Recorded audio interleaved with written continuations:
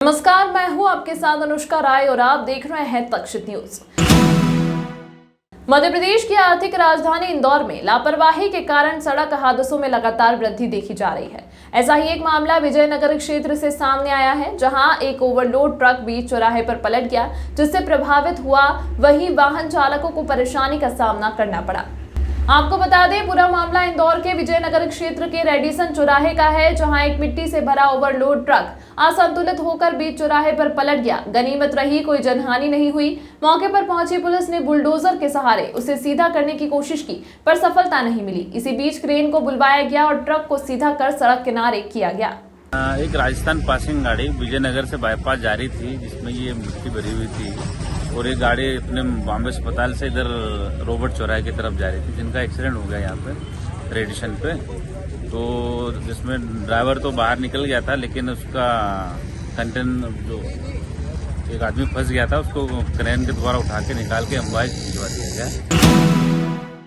इंदौर की हुकुमचंद मील के कर्मचारियों के लंबे संघर्ष के बाद मिले न्याय के लिए कर्मचारी संगठन ने खजराना गणेश जी का आभार प्रकट करते हुए आभार पत्र गणेश जी के चरणों में रखा। इस दौरान बड़ी संख्या में मील के अधिकारी और कर्मचारी मौजूद रहे।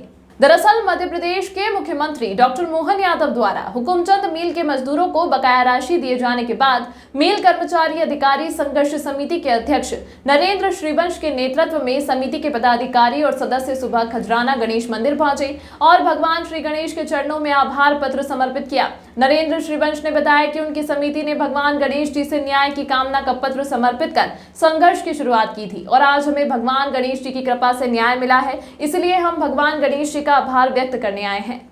हम तो भगवान के चरणों में हमेशा रहते और हम आगे भी रहेंगे। झांकी निकालते जब भी पहले प्रथम निमंत्रण गणेश जी को देने यहाँ पे आते हैं, और इस वर्ष भी गणेश उत्सव के पहले आए थे हम, और सभी हमारे लोगों ने विशेष निवेदन किया था, इस वक्त हमारा काम कर दो। ये इस बार बहुत गलती हो गई, 32 साल लंबा संघर्ष हो गया है, तो हमारे ईश्वर भगवान गजानन ने सुन ली। तो आज हम सभी पूरे हुकुमचंद मील मजदूर कर्मचारी अधिकारी समिति के सभी पदाधिकारी, जिसमें हमारे मातृशक्ति भी हैं, सभी भगवान गजानन जी को ढोक दे के और धन्यवाद देने आए भगवान कि आगे भी हम कोई अच्छा कार्य करें, उसमें सब में सफलता देना। इंदौर के व्यापारी ने बस चालक को 14 लाख रुपए अहमदाबाद में एक व्यक्ति को देने के लिए दिए, परंतु बस चालक हेराफेरी करते हुए यह रकम लेकर फरार हो गया। व्यापारी की शिकायत के बाद पुलिस ने मामला दर्ज किया।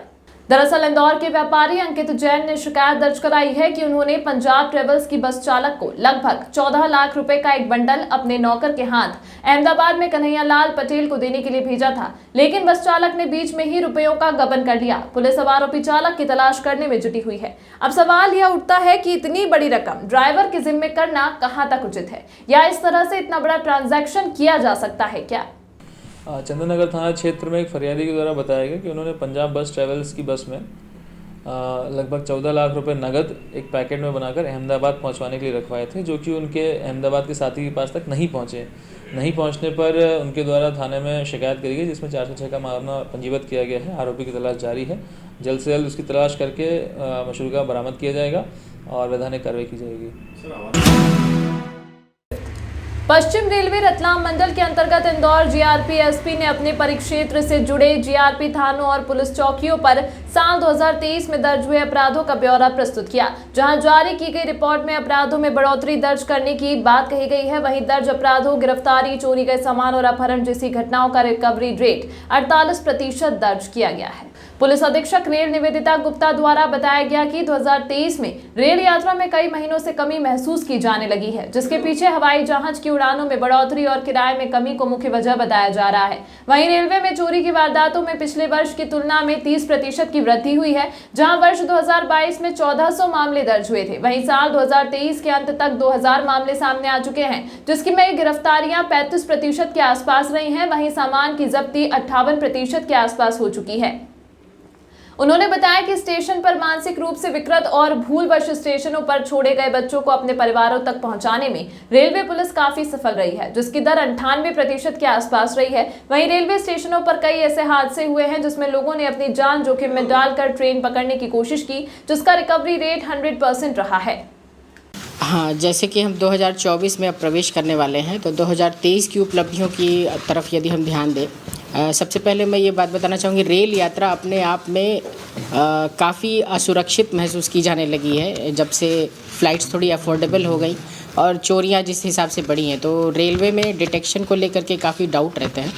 पर ये बड़े हर्ष का विषय है कि 2023 में या 2022 में विगत 3 सालों में देखा जाए तो डिटेक्शन और रिकवरी दोनों का परसेंटेज काफ़ी अच्छा खासा बढ़ा है।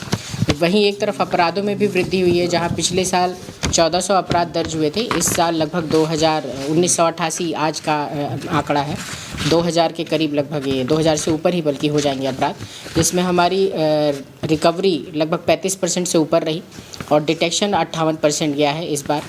वहीं रेलवे में आए दिन हमें बहुत सारे असंरक्षित बालक बालिकाएं भी मिलते हैं, तो ये भी बड़े हर्ष का विषय है कि 17 बालक बालिकाएं गुम हुई थी, जिसमें अन्य राज्यों के भी अपराध दर्ज हुए थे, किडनैपिंग के 363 के, वो भी सभी बड़े ही अच्छे से उनको बरामद करके सुपुर्दगी दी गई। मानसिक विक्षिप्त लोगों की भी ऐसे ही मुलाकात हो ही जाती, क्योंकि प्लेटफॉर्म ऐसा एरिया है, उनको भी हम लोगों ने जो है सुरक्षित उनके परिजनों को सुपुर्द करवाया।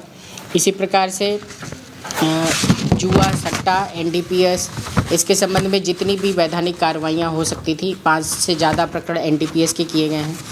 जुआ सट्टा के भी लगभग 10 प्रकरण दर्ज किए गए हैं और लिकर की जब्ती भी इस समय काफ़ी हुई है। मतलब चुनाव के टाइम पे जीआरपी इंदौर की यूनिट टॉप 10 में थी और टॉप 15 में तीनों यूनिट थी जो रैंकिंग निकाली गई थी, तो चुनाव के समय भी जब्ती की कार्रवाई काफ़ी अच्छी हुई। इसके अलावा हम लोग एक महिला यात्रियों से संवाद का पिछले साल से निकाले थे, तो इस पूरे वर्ष में 15,500 से ज़्यादा अकेली यात्रा कर रही महिलाओं को हमारे स्टाफ के द्वारा उनसे संवाद किया गया है और उनको सुरक्षित यात्रा के लिए जागरूक करने के लिए बातें बताई गई हैं, जिसमें हम जीआरपी हेल्प ऐप भी डाउनलोड करवाते हैं यात्रियों से, सो दैट यदि वो किसी भी मुसीबत में हो तो SOS क्लिक करके और जीआरपी हेल्प ऐप के माध्यम से अपने सीट पर पुलिस को बुला सके, जीआरपी की पुलिस को। तो ऐसे 27,000 से ज़्यादा लोगों को हम लोगों ने जीआरपी हेल्प ऐप डाउनलोड करवाया है और उसका पूरा हमें अब मदद भी मिलती है, क्योंकि यात्रा कर रहे काफ़ी लोगों का कॉल आता है, खुद मेरे नंबर पर कॉल आता है और हम तत्काल उनको अटेंड करके उनकी समस्या का निदान करते हैं। और QIRT जो quick investigation and response team है, जो हमारे 2-2 बंदों की टीम, 3-3 बंदों की टीम हर चौकी थाने पर तैनात रहती है, उनको उनकी सीट पर अटेंड करके तत्काल FIR भी दर्ज करती है, बिना उनकी यात्रा की बाधा डाले हुए।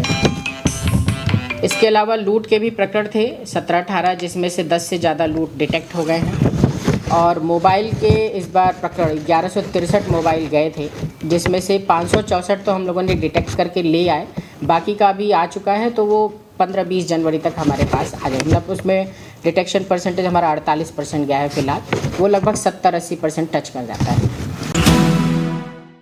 इंदौर के आजाद नगर थाना क्षेत्र में कुत्ते के भौंकने की बात पर महिला को लात मारने से मौत के मामले में अब महिला की पोस्टमार्टम रिपोर्ट सामने आई है, जिसमें डॉक्टर ने महिला की मौत किसी बीमारी से होने की बात लिखी है। दरअसल कुछ दिनों पहले आजाद नगर क्षेत्र में रहने वाली वृद्धा शीलाबाई को कुत्ते के भौंकने पर घर के सामने से गुजर रहे राकेश नामक व्यक्ति ने पेट पर लात मार दी थी, जिसके बाद महिला की मौत होने से पुलिस ने प्राथमिकी तौर पर हत्या का मुकदमा दर्ज किया था। लेकिन पोस्टमार्टम रिपोर्ट आने और उसमें चोट से मौत न होने की बात आने से पुलिस फिर से डॉक्टर से दोबारा महिला की मौत का स्पष्टीकरण लेगी, ताकि सारी शंका इस घटना से स्पष्ट हो सके। वहीं इस मामले में पुलिस CCTV फुटेज की तलाश भी कर रही है। थाना आज़ाद नगर में 302 का अपराध पंजीबद्ध किया गया था, जिसमें बुजुर्ग महिला जो 80 साल की थी, उनको पेट पर लात मारने की घटना हुई थी, जिसमें शीलाबाई की मृत्यु हुई थी। लेकिन जब इनका PM रिपोर्ट हुआ तो PM रिपोर्ट में जो समझ में आ रहा, उससे अभी डॉक्टर ने ये लिख कर दिया है कि इनकी जो है मृत्यु हुई है किसी प्रकार की चोट से नहीं, बल्कि इनकी मेडिकल हिस्ट्री रही है, उस वजह से इनको पहले भी उल्टियाँ वगैरह आती रहती थी और उस वजह से इनकी डेथ हुई है। तमाम महत्वपूर्ण खबरों के लिए देखते रहिए तक्षशिद न्यूज़।